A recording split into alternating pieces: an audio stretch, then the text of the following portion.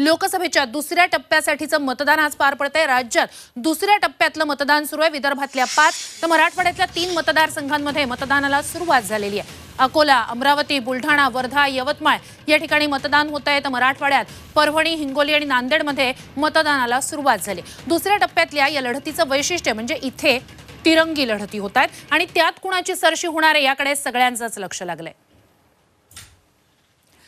तर बुलढाणा, अमरावती, यवतमाळ, वाशिम, अकोला आणि वर्धा विदर्भातले हे 5 मतदारसंघ आणि यासोबतच 3 मराठवाड्यातले मतदारसंघ अशा 8 ठिकाणी आज दुसऱ्या टप्प्यातलं मतदान पार पडतंय। यावेळेचं वैशिष्ट्य असं आहे की या ठिकाणी तिरंगी लढती आहे। त्यामुळे आता सरशी कोणाची होतीये, कोणाच्या बाजूने मतदार राजा कौल देतोय याकडे सगळ्यांचंच लक्ष असणार आहे। वंचितचा फॅक्टर महत्त्वाचा असणार आहे। सोबतच अनेक दिग्गजांची प्रतिष्ठा ही पणाला लागलेली आहे। बुलढाणा, अमरावती या ठिकाणी आपण अमरावतीत बच्चू कडू मतदान करताना पाहतो आहोत। यवतमाळ, वाशिम, वर्धा, अकोला रामदास तडस यांनीही मतदान केल्याची दृश्य आपण पाहतोय। महत्त्वाच्या या लढती असणार आहेत 8 मतदारसंघांमधल्या।